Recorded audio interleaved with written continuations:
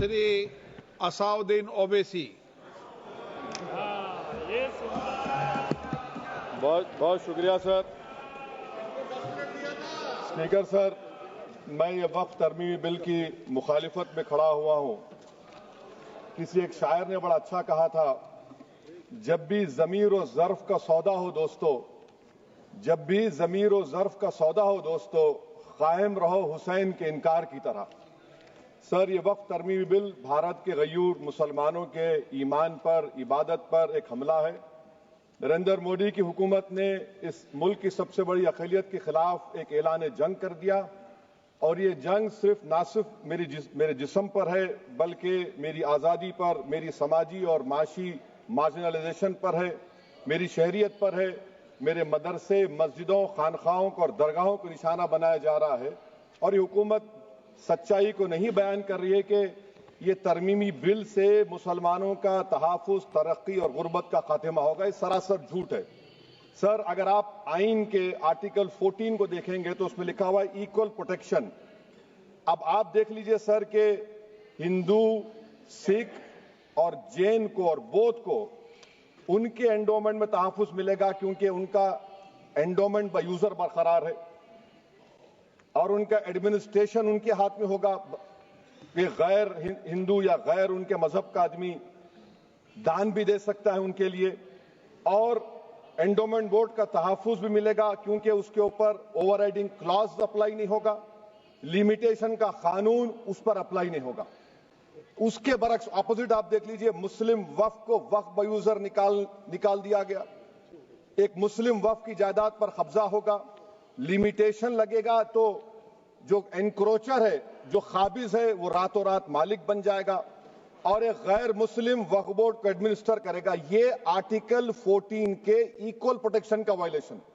अब आर्टिकल 14 में sir equality before law भी है, और उसका कैसा वायलेशन हो रहा है कि कोई आर्बिट्ररी स्टेप नहीं ले सकता और कोई भी ऑफिशियल किसी भी तरीके से गलत आर्बिट्ररी फैसला नहीं लेगा। यहां पर आप एक डेजिग्नेटेड ऑफिसर को रखकर वो फैसला लेगा कि ये जायदाद वक्फ की है, गवर्नमेंट की है। क्या ये प्रिंसिपल्स ऑफ नेचुरलिटी के खिलाफ नहीं है जिसका तकर्रुर एग्जीक्यूटिव करती है? ये हमारे theory of separation of powers, Bharat के आइन का बेसिक स्ट्रक्चर का हिस्सा है। क्या इसका वायलेशन नहीं है? सर, आर्टिकल 25 का वायलेशन कैसे है कि आप मुसलमानों से वक्फ बाय यूजर छीन रहे हैं और फिर आप कर्ब कर रहे हैं वक्फ अल औलाद को, मगर वहीं पर दूसरे धर्म के मानने वालों को उनके मजहब पर चलने की पूरी इजाजत है। लफ्ज जो आर्टिकल 25 में इस्तेमाल हुआ सर, वो इक्वली एंटाइटल्ड, यहां पर मुसलमानों के इक्वल एंटाइटल्ड नहीं हो रहा। अभी हम गृह मंत्री का, वजीर दाखिला का यहां पर उनका हमने तकरीर सुनी, यहां पर वो ये कहते हैं, वजीर दाखिला, शायद वो कटमुल्ला की जबान ना कह दें, वजीर दाखिला कहने पर वजीर दाखिला ने अपने बयान में कहा कि बोर्ड और काउंसिल जो होगा वो माने वक्फ इस्लाम से अलग है। सर, अगर ये बात सच है आपकी, तो फिर आपको यह कानून बनाने की जरूरत ही नहीं है। आप एक नॉन स्टैट्यूटरी बॉडी बना दीजिए। ये जो कानून बन रहा है ना सर, ये आर्टिकल 26 इसका सोर्स है, और आर्टिकल 26 जब इसका सोर्स है तो आर्टिकल 26 का ABCD क्या कहता है कि रिलीजियस डिनोमिनेशन को अपने मजहब के अफेयर्स खुद चलाना, मूवेबल इमूवेबल प्रॉपर्टी को लेना और एडमिनिस्टर करना। जब हिंदू धर्म को, बौद्ध धर्म को, सिखों को यह राइट दिया गया है, तो आप कैसे मुसलमानों से छीन रहे हैं? तो ये आर्टिकल 26 का ग्रेव वायलेशन है। तो सर, अब वक्फ बाय यूजर का मामला देखिए, मिनिस्टर साहब ने कहा कि एंक्रोचमेंट हो रहा है, 17,000 एंक्रोचमेंट हुए हैं। तो यही नरेंद्र मोदी की हुकूमत ने 2014 में उस वक्त के मंत्री ने एक Waqf properties eviction of unauthorised occupants bill को इंट्रोड्यूस किया। आपने विड्रॉ कर लिया 2024 में उसको। क्यों विड्रॉ किया सर आपने? जब आप मान रहे थे कि एंक्रोचमेंट हो रहा है तो आपने बिल को विड्रॉ कर लिया। अच्छा सर, अब वक्फ बाय यूजर को आपने निकाल दिया, माने कंडीशन क्या लगाए कि अगर उसमें डिस्प्यूट होगा और गवर्नमेंट प्रॉपर्टी होगी। सर, डिस्प्यूट तो है।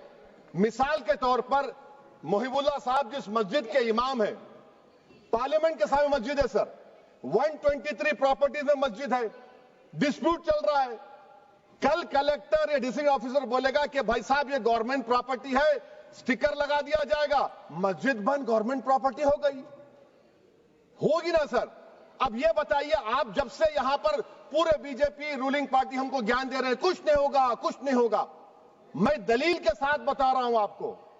ये मस्जिद दिल्ली गवर्नमेंट बोलती हमारी है, वक्फ दिल्ली वक्फ बोलता हमारी है, तो सर वक्फ बाय यूजर, अगर मैं अपनी गवर्नमेंट के खिलाफ वक्फ बोर्ड वक्फ बाय यूजर इस्तेमाल नहीं करेगा तो क्या है सर। अच्छा, ये अमेंडमेंट जब हो जाएगा तो मुझे कहने दीजिए सर, सिर्फ प्राचीन मंदिरों की इबादत होगी, मस्जिदों की नहीं होगी। अब सर आप आ जाइए, अगर डिस्प्यूट मेरा एंशिएंट मॉन्यूमेंट से वक्फ का, एक मिसाल दे रहा हूं, दिल्ली में 172 वक्फ प्रॉपर्टीज एएसआई कंट्रोल में है, मैं तो हार ही गया वो, क्योंकि मेरे पास डॉक्यूमेंट नहीं है। आप कह रहे हैं कि डॉक्यूमेंट चढ़ाओ, अगर मेरा गवर्नमेंट से डिस्प्यूट चल रहा है मैं तो क्लेम ही नहीं कर सकता, क्योंकि आप जज बनेंगे, आप ही फैसला करेंगे, और जब तक आप फैसला नहीं करते वो वक्फ की प्रॉपर्टी नहीं होगी। वो प्रोविजन डाल दिया आपने। अच्छा, अगर मेरा डिस्प्यूट एनक्रोचर से होगा सर, तो एनक्रोचर में तो आपने तो 107 को डिलीट कर दिया, आप रातों रात खाबिज को, एनक्रोचर को मालिक बना रहे हैं। सर मैं ये पूछना चाहता हूं आपके जरिए हुकूमत से, एक मुंबई में एक बहुत बड़े दौलतमंद है, खोजा बरादरी का यतीम खाना था, उन्होंने 2004 या 5 में 22 करोड़ में खरीद लिया। वो केस सुप्रीम कोर्ट में कि आप उनको मालिक बनाना चाहती है लिमिटेशन एक्ट अप्लाई करके, हमको बताइए, हम जानना चाह रहे हैं। और सच्चर कमेटी ने सर 2007 में कहा कि दिल्ली के 123 प्रॉपर्टीज की मार्केट वैल्यू 6000 करोड़ की। आज हम 2025 में आ गए, क्यों आप उन प्रॉपर्टीज के खिलाफ पड़े हुए? 1976 में उस वक्त के वजीर आजम इंदिरा गांधी लेटर लिखा, इसको आप दे दीजिए, मगर आप उसको मानने को तैयार नहीं है। तो सर और एक जो झूठ फैलाया जा रहा है, management empowerment efficient development, sir this bill takes any management from the hands of Muslims, disempowers the waqf in comparison to any other stakeholder, takes away the efficiency of administration and hampers development. Waqf disempowerment in the name of efficiency, inefficiency is being created. The progress of development from pre-independence till today is sought to be destroyed. Sir अभी हमारे home minister साहब ने फजल पुकाया case का जिक्र किया। Sir मैं आपसे गुजारिश करूंगा कि होम मिनिस्टर जरा अच्छे लोगों को रखकर इंफॉर्मेशन ले। फजल पुकाया का ऑबिटर क्या है? इट इज ऑबिटर, वो रेशियो डेसेंडेंटाई नहीं है जो आपने कहा है। अच्छा सर, शेड्यूल ट्राइब के बारे में कहा, क्या शेड्यूल ट्राइब में मुसलमान नहीं होते? शेड्यूल कास्ट में नहीं होता मुसलमान, शेड्यूल ट्राइब में मुसलमान होता। तो क्या आर्टिकल 25 मेरा चला गया, आर्टिकल 26 चला गया, आर्टिकल 14 चला गया, 15 चला गया, 29 चला गया? लक्षद्वीप का एक मुसलमान एमपी है, क्या उसको राइट नहीं है क्योंकि ट्राइबल है? क्या कह रहे हैं आप? इस ऐवान को क्यों गुमराह कर रहे हैं आप शेड्यूल ट्राइब के नाम पर? सर और एक चीज जो आपको बता रहा हूं सर, अब आप जब आर्टिकल 26 से मेरा सोर्स है, तो आप सेंट्रल वक्फ काउंसिल में 22 में से 10-11 आप नॉन मुस्लिम को बना सकते हैं, रिलीजन न्यूट्रल आपने कह दिया, और आप बनाएंगे। क्यों बनाएंगे आप? स्टेट वक्फ बोर्ड में 7 नॉन मुस्लिम होंगे और 4 मुसलमान। क्यों होंगे? क्योंकि आप लॉ में 95 में डायरेक्ट मैनेजमेंट में ले सकते हैं 5 साल के लिए। आप वक्फ बाय यूजर को आप कलेक्टर डिस्ट्रिक्ट ऑफिसर बोलेगा ये वक्फ की प्रॉपर्टी नहीं है, तो वो वक्फ बोर्ड खामोश बैठ जाएगा, कुछ एक्शन ही नहीं लेगा, क्योंकि वो आपके प्यादे हैं। अच्छा, जब आप नॉमिनेट करेंगे सर मैं मोदी गवर्नमेंट के खिलाफ नो कॉन्फिडेंस ला सकता हूं, मगर वक्फ बोर्ड का चेयरमैन जो नॉमिनेट होगा उसके खिलाफ नो कॉन्फिडेंस नहीं ला सकते, हम बिल्कुल नहीं ला सकते। क्या मजाक है बताइए आप? ये डेमोक्रेसी है। नॉमिनेट भी स्टेट गवर्नमेंट करेगी, वो अगर डिक्टेटर बन जाएगा जैसा आज भारत में हो रहा है तो वो भी नहीं हटेगा। कम से कम यहां पर तो इलेक्शन है, वहां पर तो आप 5 साल झेलते रहो उसको। अच्छा सर, अब ये जो क्लॉज 11 और क्लॉज 9 आप 16AA से देखिए, where the qualification of the members of the board has been limited only to 3 categories contained in 14(1)(c). Intention is very clear that the majority is to be packed with non-Muslims. So who will defend my interests, sir? If I cannot depend on the state waqf board, central waqf council, which are going to comprise non-Muslims, this in itself is a clear violation of Article 26, 14 and 15, sir. अच्छा sir, CO पहले 95 act में था कि word मुस्लिम, आपने गायब कर दिया उसको। अरे आखिर क्यों इतनी नफरत है आपके लफ्ज मुसलमान से? अच्छा फिर क्या कह रहे हैं आप कि ये भी आर्टिकल 26 का वायलेशन है।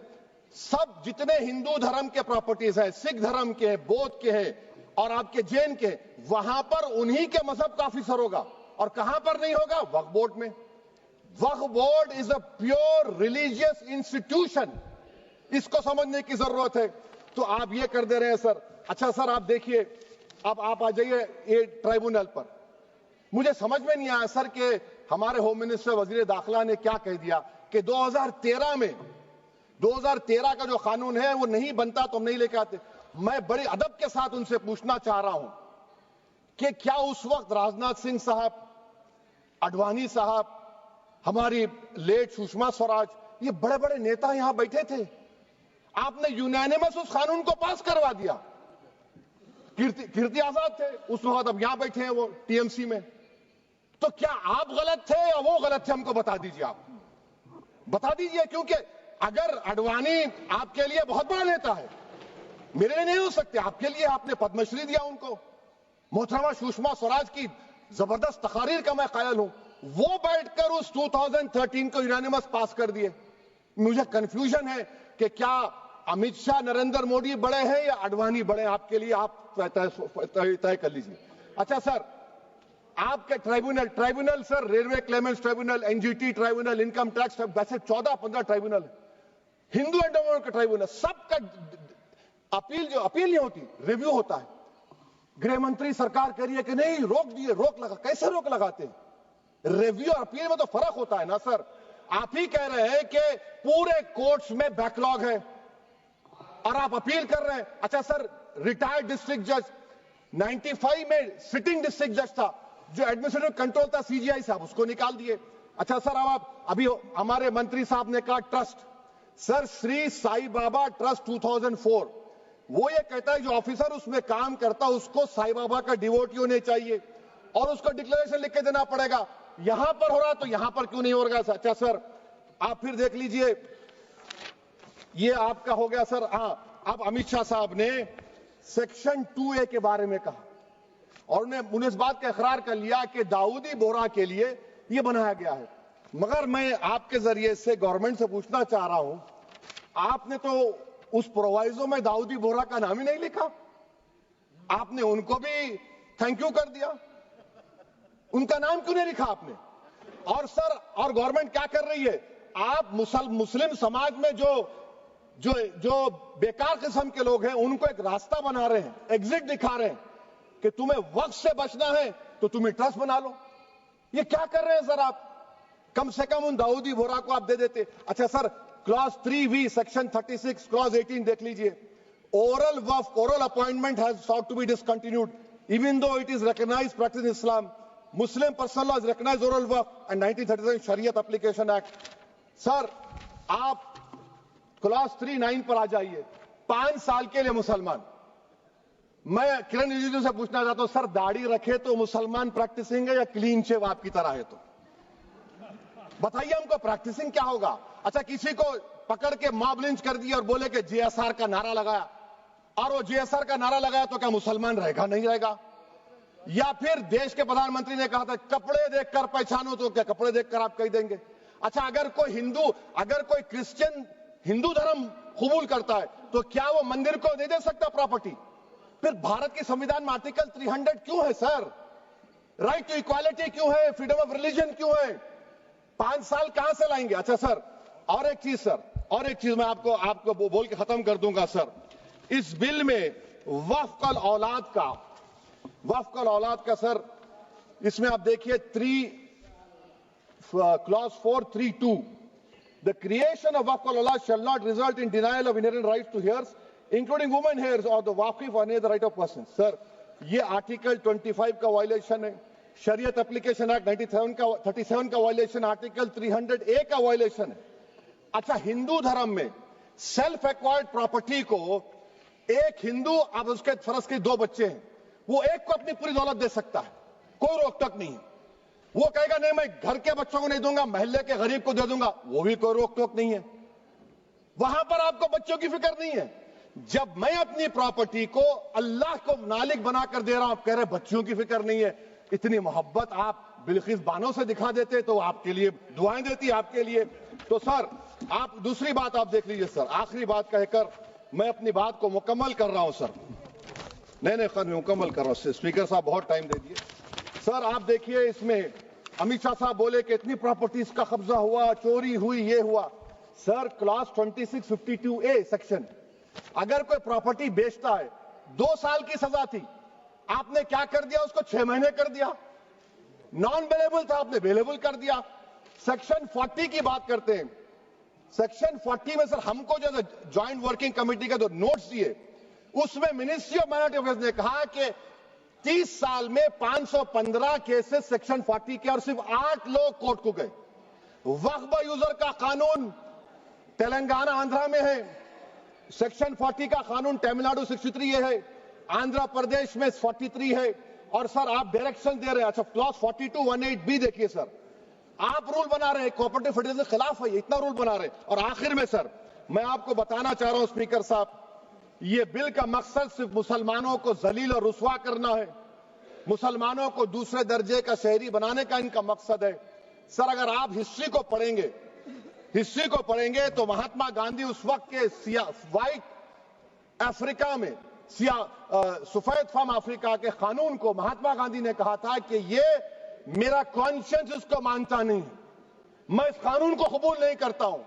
तो महात्मा गांधी ने क्या किया, उन्होंने उस कानून को फाड़ दिया। तो मैं गांधी की तरह इस कानून को फाड़ता हूं, ये अनकॉन्स्टिट्यूशनल है सर। इस देश में झगड़े पैदा करने का काम बीजेपी करना चाहती है मस्जिद और मंदिर के नाम पर, इसीलिए मैं इसका कंडेम करता हूं। और मैं आपसे गुजारिश करता हूं कि मैंने अपने 10 अमेंडमेंट दी हैं, आप इसको कबूल करिए सर, मुझे बोलने का मौका दीजिए और उस पर डिवीजन का मैं डिमांड भी करूंगा। Thank you sir.